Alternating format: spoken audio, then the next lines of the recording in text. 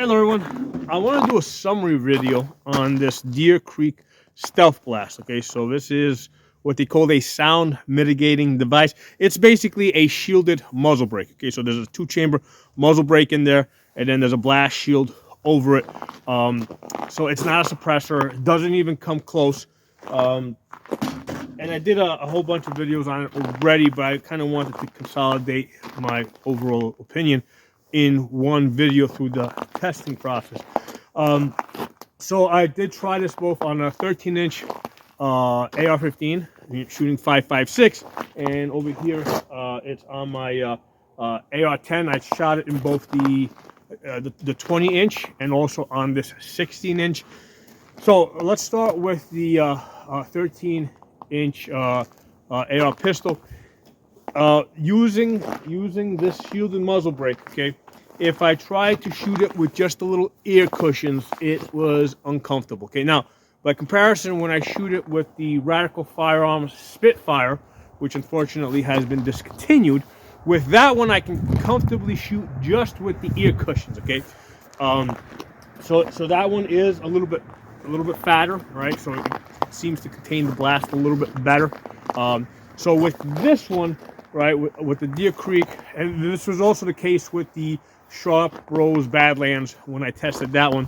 On the 13-inch, I cannot comfortably shoot it with just the little ear cushions. I have to use like earmuffs. Okay, now if I use just a bird cage, right, an A2 bird cage, what usually happens is if I do enough shooting, with just the earmuffs, it starts getting a little uncomfortable, right? So a lot of times you'll have to, especially if you go to something even shorter than that, a lot of times you'll have to double up.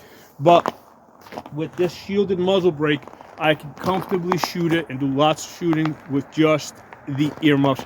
Like with the ear cushions, you know, it's just like pushing it over the edge. Like some people might be okay with it. I don't recommend shooting with just the ear cushions. But that's where that landed, okay? And even though this is the 5/8 by 24, so this is a 308 version, I was able to buy an adapter, right? It was only like $10 for a 2-pack on Amazon, so that I could put this on pretty much any AR-15 and shoot it, okay? So that was a summary on that. That it, you know, it brings it down to the point where you can comfortably shoot it with earmuffs, but you can't shoot it with ear cushions. Okay, so when I put it on my 20-inch AR-10, so now obviously with the 308, we're getting a lot more blast, and with the 20-inch, for whatever reason, like I never had too much of an issue shooting that just with the earmuffs, right? I can't shoot it with ear cushions, but I have to shoot it with earmuffs. I usually don't have to double up on that. It does have an adjustable gas valve, so I basically have it gassed as low as possible. I give it just enough gas so that it will run the gun, basically, which is important because you want to have the gas. You want this essentially ejecting at 4 o'clock, because what that does is it delays the opening of the bolt, which sends more of the gases out the barrel. If you're overgassed, right, and your cases are ejecting, let's say at 1 o'clock or 2 o'clock, your bolt's going to open up a little sooner, and what's going to happen is more of the gas and the noise is going to come out of the ejection port, which is closer to your face, and it's going to sound a lot louder. Okay, so being able to adjust the gas goes a long way towards making this a lot more effective. Okay, so that was also the case on my on the AR-15 when I tested it. That's ejecting at 4 o'clock. If you're ejecting up at 1 o'clock, yeah, it's going to sound a lot louder to you. Okay, so on the 20-inch AR-10, like I said, I've got that gas tuned down. I can usually shoot that pretty comfortably with just the A2 flash hider. The Deer Creek Stealth Blast probably made it a little bit more comfortable, but it also reduced the recoil a little bit. All right, so with both the AR-15 and this, when we're talking about recoil reduction, right, with the shielded muzzle brake, we're talking about a small difference, right? A very small difference. Now that small difference might be the difference between comfortable and uncomfortable for you, okay? Now when I took off the blast shield and I shot it with just the muzzle brake, okay, there was increased recoil reduction, but there was additional noise, right? And here's the thing, that noise can become a pretty big distraction. So I find that, you know, I tend to shoot worse with louder guns. Okay, so even though using the brake by itself will reduce the recoil more, the noise becomes more of a distraction, and my overall accuracy falls. Okay, so for me, I shoot more accurate with the blast shield. Okay, I'm willing to accept a little bit, you know, just a little bit of recoil reduction, a little bit of noise reduction, but it makes for more comfortable shooting. But definitely, you gotta shoot this with earmuffs. Forget about like not shooting it without any ear protection. You're gonna damage your ears.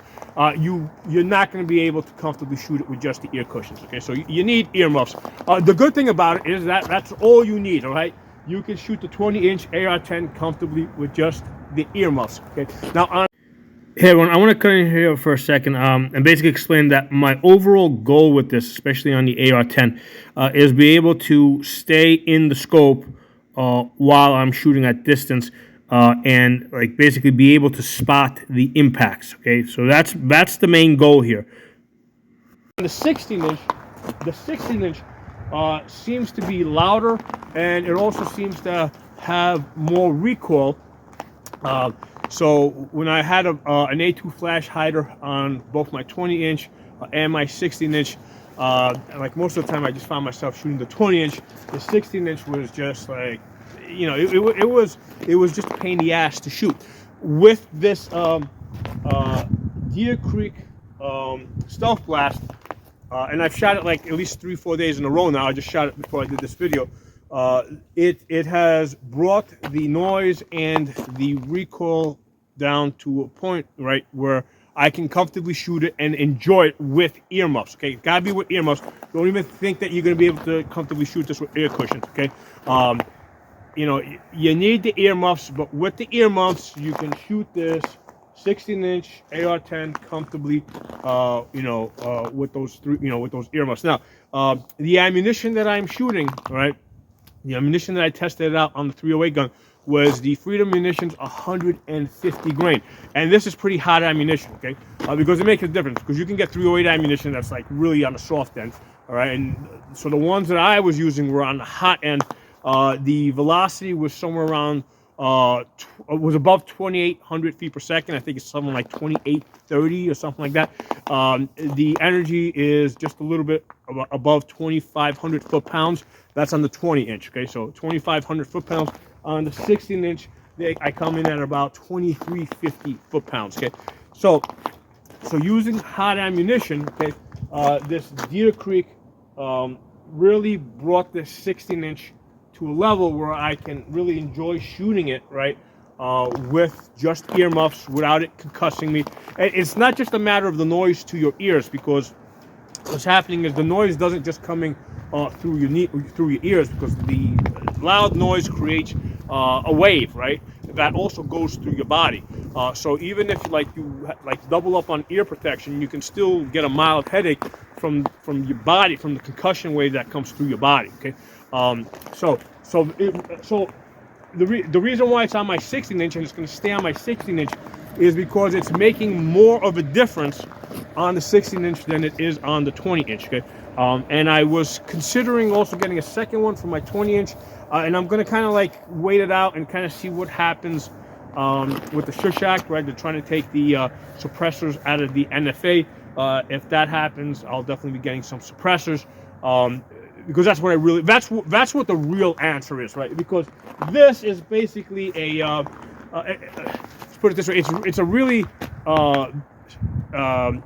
stupefied version of a suppressor, right? Because a suppressor is basically the same thing as this, except it's bigger. It just has more volume. It has, because the brake in here kind of acts a little bit as baffles. It slows down the gases a little bit, but because there's just so little volume in there, you know, there's also, it put these little extra holes here in the front so that, you know, it can't be confused with a suppressor. So a suppressor would basically just be an upgraded version of this right here. Okay, it doesn't. I mean, they can be more fancy, more complicated, but they don't have to be. If you got if you got like a 3 or 4 chamber muzzle brake, and then you just have a bigger, you know, this is probably like I don't know, maybe a 3/4 inch blast shield that's around it, or a 1 inch blast shield that's around it. If you make that, let's say, 1.5 inches or 2 inches, and maybe, you know, wide, and maybe another 3 or 4 inches longer, you got a suppressor. Okay, so the answer is a suppressor. But for those of you guys out there that are like me, that don't want to deal with the NFA, this is an answer to get you to the point where you can shoot, let's say, your 16-inch 308 over here with hot ammunition, with just earmuffs, and it's not going to beat you up. Okay. Because I saw that it was helping me a lot more on the 16-inch versus the 20-inch, and the 20-inch is also a much heavier gun. Okay, so the 20-inch, first of all, the muzzle is a little bit further out, right? So that's, you know, that's reducing the noise a little bit just by it being a little bit further out. The other thing is the gun itself is heavier, right? Because you got extra barrel, and it also has a bigger scope on it. Okay, because it has a heavier scope. Again, that extra mass picks up more of the recoil. So that's probably the reason why, you know, here with the lighter 16-inch 308, this Deer Creek Stealth Blast it's more useful. It's making more of a difference. And when I say more of a difference, we're probably talking about a 5 to 10% improvement, right? So a fairly small improvement in noise and recoil reduction. However, that 5 to 10% is the difference between, you know, enjoying shooting it and not enjoying shooting it. Okay, so because it's helping me more on a 16-inch, that's where it's going to stay, and then we'll see what happens in, you know, later in the year in 2025. As suppressors come out of the NFA, hey, I'll be doing a whole bunch of videos on suppressors, okay? And I'm not going to be going to the suppressor companies to buy suppressors for $1,000. What I am going to be doing is going like the companies like Deer Creek and with machinery and seeing what they offer, because all they would have to do is basically just upgrade, you know, these devices that they're already making, okay? Now, one of the issues that I've been running into is that even with the rock set, with the heavy 308 loads, it is still, you know, it's breaking the rock set, and it is coming loose on me. So I had the rock set, which, you know, that dries differently from the blue Loctite. So the rock set, it kind of like when it breaks loose, it kind of turns kind of into dustish. I tried, I just put in, since the rock set wasn't working, I put the blue Loctite.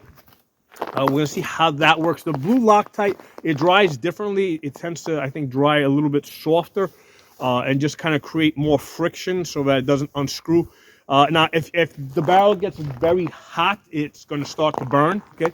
However, for the kind of shooting, basically with an AR-10, I'm not going to be doing mag dumps, okay? Usually I'm doing like 5 to 10 round groups, you know, checking my accuracy, you know, so the barrel doesn't get that hot. So we're going to see how the blue Loctite works on this. Now, this does come with a little rubber, I guess, washer that's supposed to go, you know, basically you're supposed to put it on before you thread the blast shield on. When I try to make it tight, it basically jumped over the blast shield and started rolling down. So now maybe the answer is to not make it tight, right? You just put it on a little bit till it compresses a little bit, and maybe that'll work better with, you know, maybe the reason why the rock set wasn't working for me is because I had it too tight, and then from the vibration, right, because you got 2 different pieces of metal here, that was breaking it. So I don't know, that's something I'm still trying to figure out, but I just want to make you guys aware, you know, down the road, if you're watching this video and you're having a problem with the blast shield staying on there with rock set, I'm having it too. So I'm still trying to figure that part out. One of the things to be aware of, and I did a video on this, if what you want to do is you're going to zero this in with the blast shield on. Now, if you remove it, if you remove the blast shield, what's going to happen is your point of impact at 100 yards, or mine anyway, rose by 3 inches, right? So when I took off this blast shield and I shot it at 100 yards, my impact's raised by 3 inches. Okay, so why would that be happening? Well, anytime you put something on your muzzle, that changes the harmonics of the barrel, right? Because these barrels, when the gun fires, they vibrate a little bit, right? They flex a little bit. So anything you attach to it changes the harmonics. So when the bullet exits the muzzle, the barrel, as it's vibrating, might be vibrating at a different point, right? That might be at the high end or at the low end. And that's the whole idea behind these free-floated barrels. The reason why they make free-floated barrels is so that you can attach your sling, your bipod, without attaching anything directly to the barrel. Because if this bipod attached, let's say, directly to the barrel, when I attached it, that I'm changing the harmonics. Or if the sling attached directly to the barrel, I'd be changing the harmonics. So that's what's happening with the blast shield. You take it on, you put it off, you're changing the harmonics, and you're probably going to get a different point of impact. Now, you might get lucky. You might, your stars might line up where it doesn't change, right? Because remember, that barrel's going up and down. You might get, so that might depend on the length. It might depend on the different ammunition that you're using. I don't know. But for me, with the 150 grain Freedom munition I was shooting, when I took the blast shield off, my impacts were 3 inches high. So and that's important to know, because if I do take it off, I know that at 100 yards, I got to aim 3 inches low, okay? Or 3 MOA low, right? This is a mill grid, so I would a mill reticle, so I would convert that into mils, and I would know, how much lower to aim. Okay, so there's information that you gotta know. If you're not able to test it out on yourself, by yourself, or if you're gonna go shooting and you haven't had a chance to test it out, you can make a note of that. That's what I got. And that's probably, that might be a good place for you to start, right? If you go back and forth between taking it on, taking it off, etc. Okay. Is it worth it? For $120, you know what? It gave me a pretty good solution here on the 16-inch AR-10, where I can enjoy shooting this. I'm enjoying shooting this a lot more with the blast shield on than the blast shield off. And that's going to buy me some time until hopefully the suppressors come out of the NFA. You know what? If they don't, I'm not buying a suppressor. I will never buy a suppressor unless they come out of the NFA. I'm not, and it's not an issue of money, okay? It's an issue of I'm not going to give the ATF $200. I refuse to do it.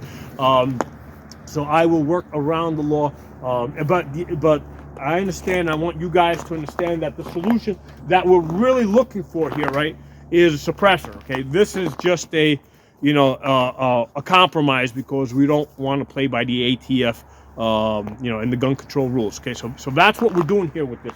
I also did speak to the I spoke to the company. I don't know who I spoke with. It went straight to, I think, somebody's cell phone. So it's probably the owner of the company himself who makes these, and he answered the phone. And my question for him is, what is the threading of the blast shield that goes over it? Okay. I gotta go look it up. Give me a second. Let me go find it. I wrote it down somewhere.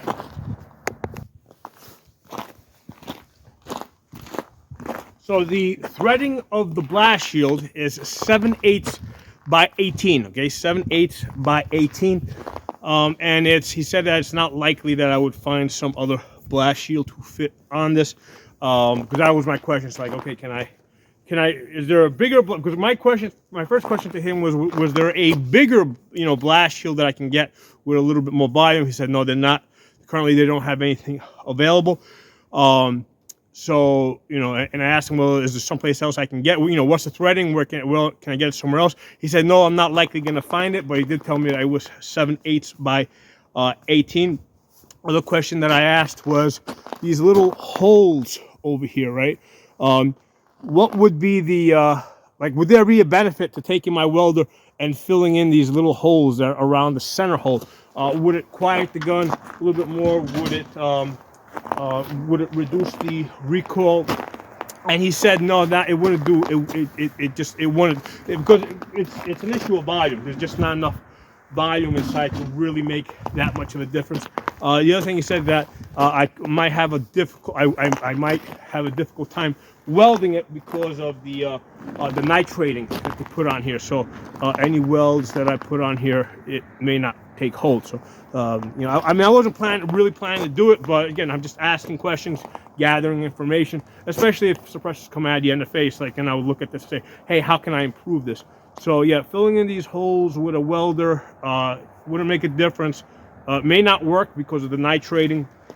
And the other question, the other issue that came up was if I did fill in those holes, especially with the 308, right, it might create an overpressure issue, okay?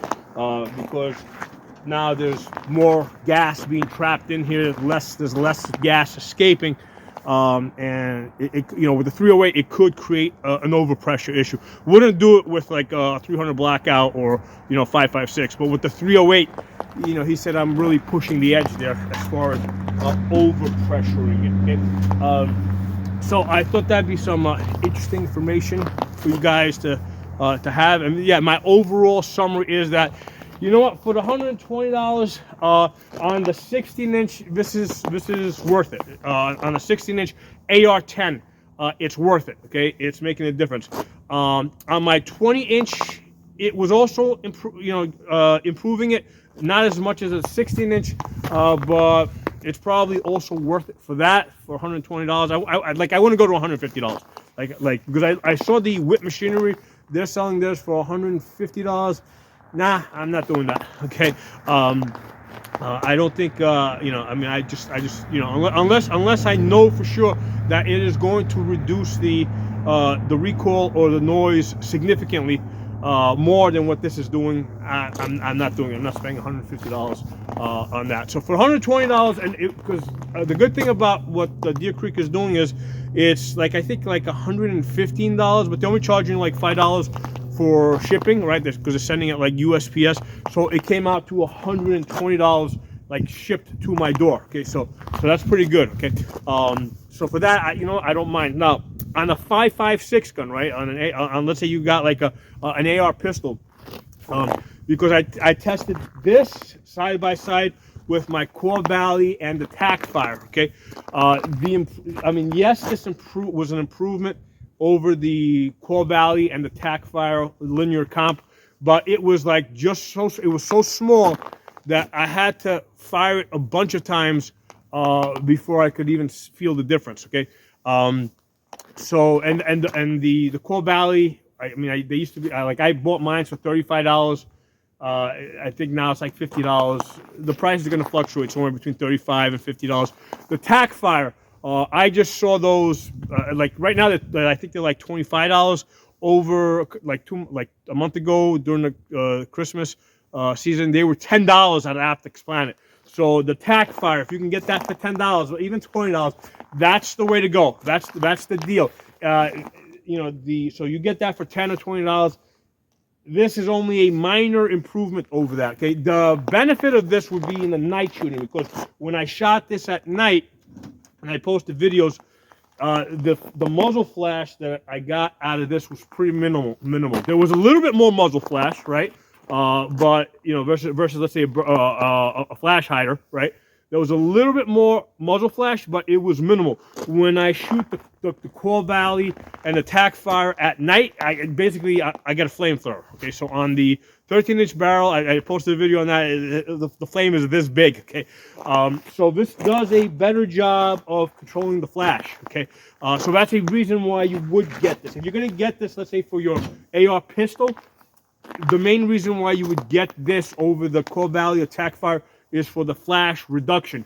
If you're just looking for, you know, noise and recoil mitigation, it's not worth spending the extra $100. Just get yourself the Core Valley and the Tac Fire. But on the 308 gun, it's making a difference. It's worth it. Okay. So anyway, those are my thoughts. I hope you guys enjoyed the video. Drop some comments.